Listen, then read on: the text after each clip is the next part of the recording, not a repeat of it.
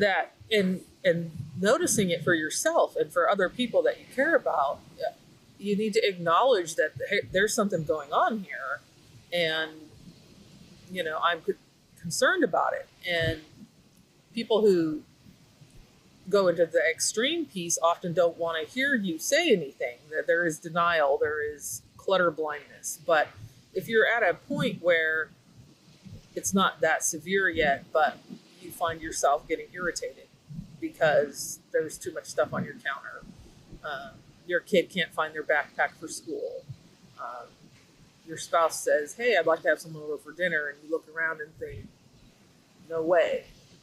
So it's recognizing you're at a place where there's an issue. And I see a lot of times there is some kind of depression issue happening, or some lack of motivation. It doesn't mean you're lazy. It means your brain is not functioning the way it ought to be. And so even getting up to shower or put on makeup or get to work or do some of those things translates into not being able to clean your house or pick up, or and things just kind of fall into disarray. And if you notice that when that's happening and say, okay, I don't want to go any further down this road, so what can I do to not do that? And like you mentioned, it starts small. It's pick a basket, it's sort it out, it's deciding all that laundry will be put in the laundry baskets, and teaching your kids, you know what, Susie and Johnny, you need to put your clothes in these baskets and then we'll go wash them.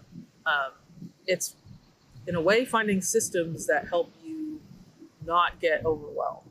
And you kind of have to figure out what that is for you and your family. And you mentioned manfage, so I saw about the Japanese technique of how they get rid of clutter. Are you familiar with it? Yes. Are you speaking of the Marie Kondo, where if it sparks joy, you should keep it? And sometimes you might have too much joy, and that's why you have too much stuff. But there is something to be said about that. Whereas if you look at a piece of, say you look at a painting or a picture and you have really good memories of that, and you're really connected to that in a positive way, and then maybe you look at another painting that doesn't bring up those good things for you, then maybe that's the one you should release and get rid of, so that you're creating a positive vibe in your environment, and you're, every time you look at something that brings up something negative, you're basically reliving that negative event or that trauma. And that is hard to work through if you have a lot of things in your space that are bringing up really negative memories for you. Yeah, you have to get rid of the trauma. Because trauma over trauma, it just becomes too much trauma. And it just grows. If you don't handle it, it's kind of like grief, where it accumulates. And if you don't handle this piece of grief, then the next time some kind of grief comes to you, you're dealing with double, instead of, I've processed this other. I experienced it with my brother, who he died many years ago, but later I had an uncle that passed away, and I realized 15 years later that I hadn't really entirely processed this grief over here. And so I was kind of dealing with, I lost a brother and an uncle, and how do I process that? And that grief and trauma is what people want to avoid sometimes, and that can trigger that hoarding response to bring more and more things to you to protect yourself from more loss. Yeah, you have to deal with the situation. Sometimes avoidance is not the right response. And the thing is a decision, no decision is still a decision. And choosing to not deal with it is a response. You're deciding, I don't want to deal with this. I don't want to talk about it. I don't want to address it. And if you stuff it down, it's going to come out in some way. Somewhere it's going to show up in your life. It usually comes out as anger. Anger, yes. And maybe you're misdirecting it to someone who is not deserving of that anger. So finding the root and dealing with it is the right choice. It is. It really is. If you're trying to get to some next level in your life, or connect with people, or find your next path, sometimes you've really got to dig out whatever has gotten you to the spot you're in, and then say, okay, now that I'm dealing with this, how you're creating a vacuum though. So you also need to be putting something positive in there. You need to take, I find a lot of self-worth issues come up where you don't feel like you're valuable. And so if you're not valuable and worthy, then why would you live in a clean house? Why would you charge X amount for the services you provide as a business owner if you're not worthy? So you have to start looking at, what are you saying to yourself? And if you're saying I'm stupid, then you need to start saying something like I'm wise, or I'm smart, or I made a good decision. You spend the most time with yourself. So you have to figure out, how can you be kind to yourself, you know? I see control. So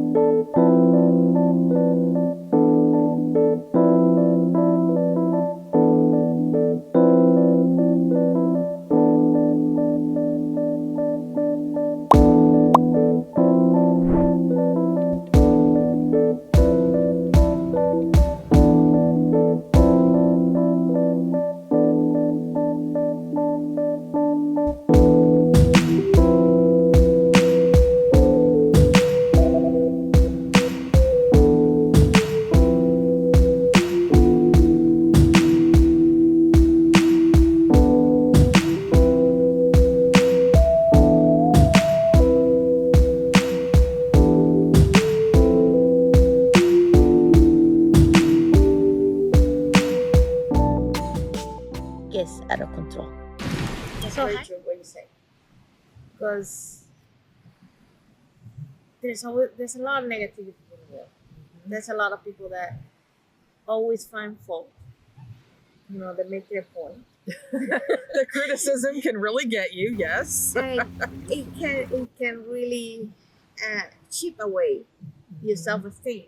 So you have to build it every single day. You have to believe in yourself. Mm-hmm. You know, and sometimes you have to lie to yourself until you believe in yourself. That's fine. You have to alter it. It's like, that's why, I mean, I felt like I grew up feeling like I was stupid. I was less than. And because I struggled with math, but I was really good in other subjects. And I went into even the military saying, I will not fail. And over time, it became, well, every time you say that, the last word is fail. So you need to figure out, what could you say? And it became, I will succeed. And that was, the mindset piece is huge. And believing in yourself is kind of that first step to creating something different. And that's true, right? It's just changing that word. That it might be just that. Just changing that keyword for something else. You know, from obstacle to challenge. What do you do with challenge? You overcome them. Mm-hmm. What you do with obstacles, they stop you. Right. So you always look at things as a challenge, not an obstacle. Mm-hmm. You know. and it's in the what you say to yourself and what you say to other people is what you're creating, you know? And well, just today we were talking about eagles, and within a couple of minutes an eagle flew over. Now I would have liked it to have been closer. Yes, take that picture. But it was like, whoa, there's an eagle. Like, you start to see the things you say come to life. And that's why I feel like you have to be so careful what you say to yourself and to the people around you, because you're basically speaking your reality into existence. And if you are very negative to yourself, it makes me want to give you a hug. Like, stop being, stop beating yourself up. Enough of the people in the world, enough scenarios in the world can do that for you. Like, don't go down that path. It's so hard to shift it if you don't recognize it. Especially you're responsible for kids. I go back to that. What are you teaching your kids if you're not caring about yourself? And you're teaching them that they're not valuable. Like, they see you think you're not valuable, and so they say, well, if my mom doesn't matter, then maybe I don't either. And you don't establish good boundaries, or you don't. Like, self-care is a huge piece of it. I mean, something as simple as a shower on a regular basis is, very valuable. And first sign of depression, right? Right. Is that self-care drops off. Mm-hmm. So Yeah, we definitely need to watch those symptoms. And you also mentioned the Swedish technique. Well, there's something called like Swedish death cleaning, and it's basically reducing your stuff now. You're choosing who gets it and when, and it does kind of lean toward minimalism, but if your concern is control over your things, this you're still in control, and this allows you to keep what you want, give away what you want. Maybe you're donating it. Maybe you're giving it to a thrift shop. Maybe you're donating it to someone who could use that craft supplies that you've never gotten around to. I know about that. But it's a matter of taking control now and not waiting to gift your family a bunch of stuff they don't need either. So, another piece we talked about how much money you spend to acquire these things, and then later you may end up giving it all away. So, being mindful of what you're buying in the first place, is something as well. But I have talked with many clients, and a lot of times they don't want to deal with the issue at hand, and it doesn't have to be hoarding. It can be just, hey, I'm getting my house ready to sell, and I've done my whole house except this room, and this room is hard because it's the military flag, the divorce decree, the baby shoes, whatever. And so sometimes it's really helpful to have that emotional sounding board as you sort through your things. And you're still at a point where you're in control of what's happening. And if control is an issue, which it often is with extreme clutter anyway, you are having the opportunity to retain control and give away your stuff. And I'll add, once you give it to someone else, it's now theirs. Yeah. You don't get to tell them what to do with it anymore. And that is something that's you're giving up control once you give that item away. And I think it's valuable to recognize that it's not yours to worry about. Yeah. And like you mentioned the housing. See, so many layers. So many layers, right?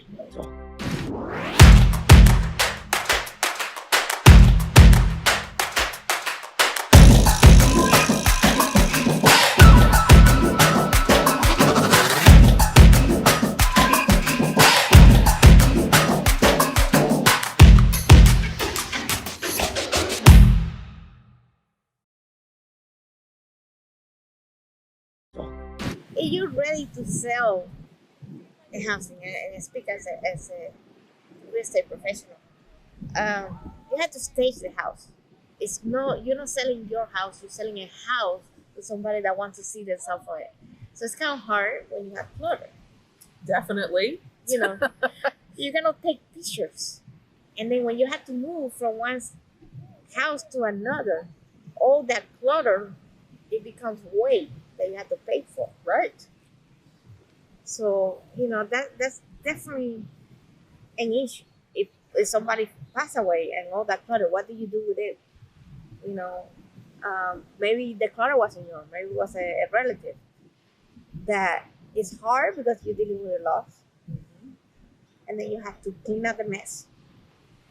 That you might not want to do that. So who do you talk to? Well, and that part is so hard.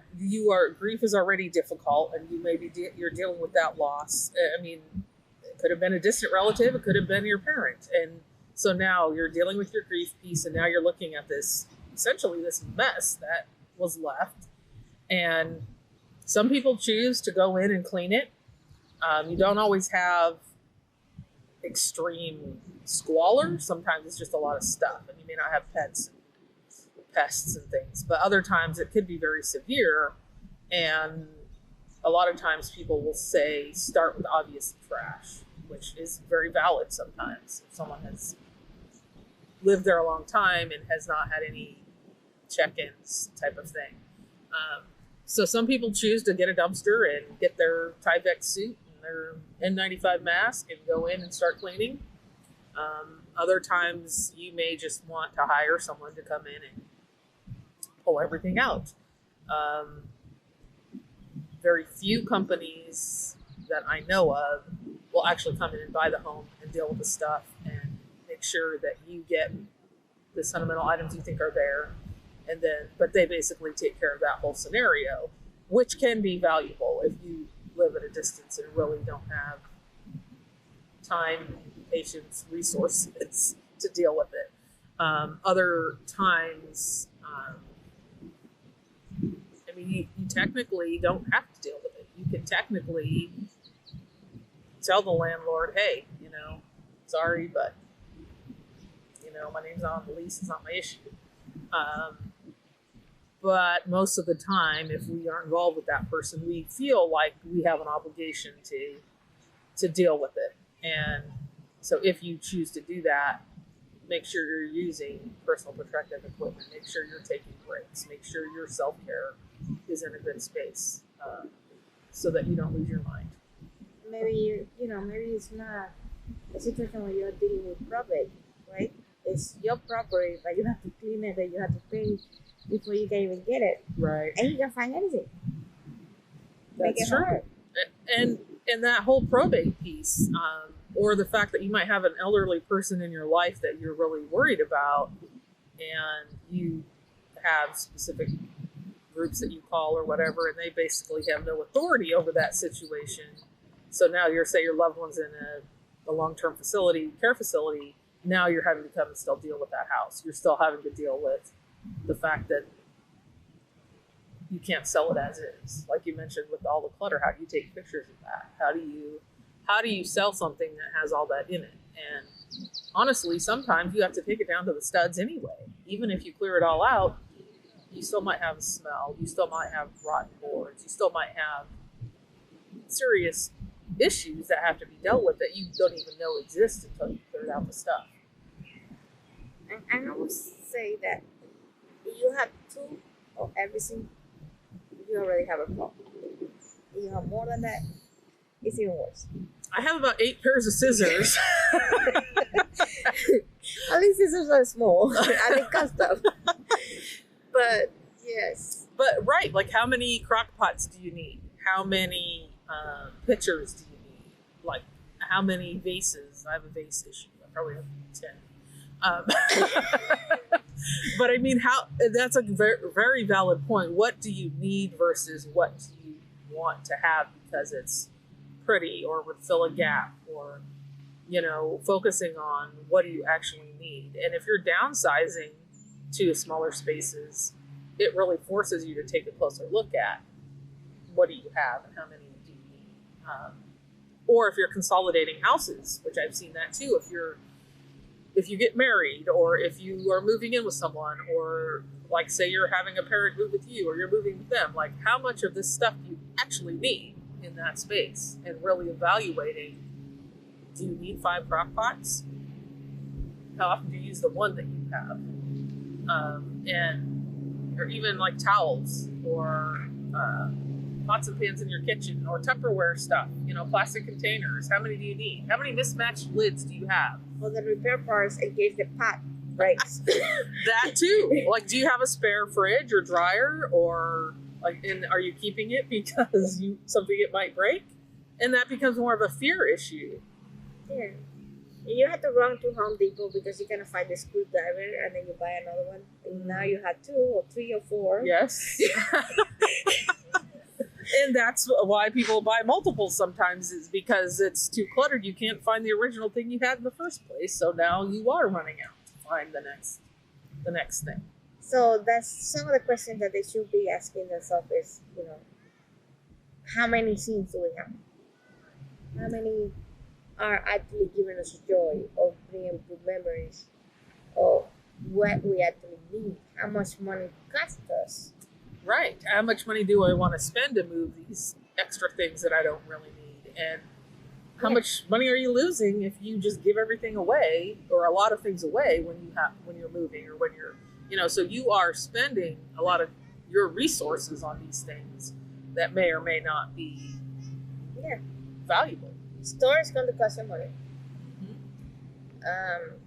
So if you put in storage away and you don't put in air conditioner, they might get damaged. So you pay storage and they might get damaged.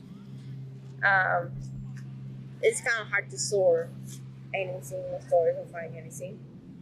you forget that bill, guess what? They're going to sell all your stuff.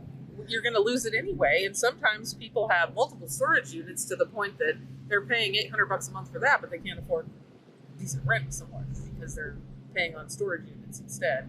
And they don't deal with the stuff. They don't want to detach from it.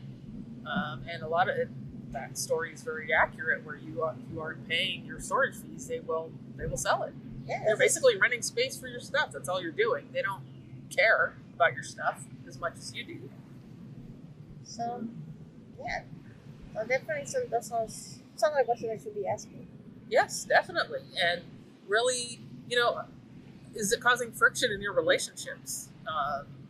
And really looking at what is your role in there, because it takes two, and if 3 or 4, or 3 or 4 or 10. I mean, I know people that have lots of kids, and the only way they managed everything was to have some very solid systems in place to maintain their home, but also teach their kids. So really evaluating, do you need this thing or want it, or you already have plenty of it? And don't be afraid to ask for help.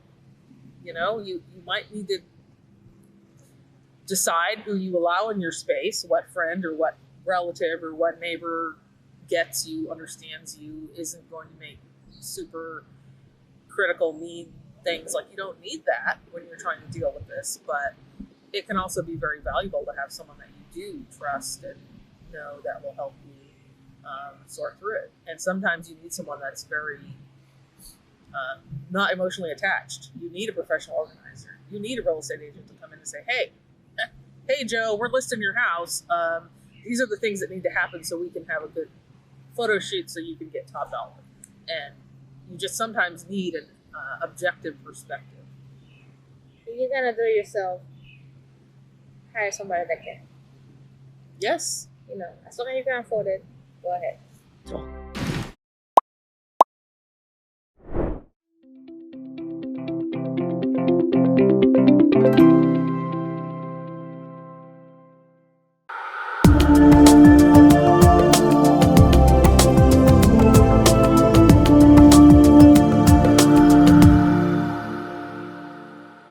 Hello, amazing viewers. Your support is invaluable. Your like, shares, and engagement have turned the channel into a vibrant community, and we're deeply grateful. Thank you. If you have been enjoying our content and want to see more, there's a simple way to support us. Hit that big red subscribe button below this video. Subscribing not only keeps you updated on our latest release, but also show your appreciation for what we do. And some exciting news, our next promo, it reveals fantastic products we have crafted with you in mind. From exclusive merchandise to cutting-edge tools, we got it all. By purchasing a product, you become a part of our mission to deliver valuable content and take this community to new heights.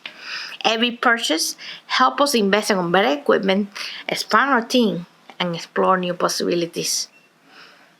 These products are just things that you own. They are a symbol of your support and love for what we do. So stay tuned for the next video. Check the links below and grab what catches your eyes. Let's embark on this journey together. Thank you for inspiring us. You turn this channel into a community, not just a platform. So let's continue to create. We still have sad days. You asked why we're here, and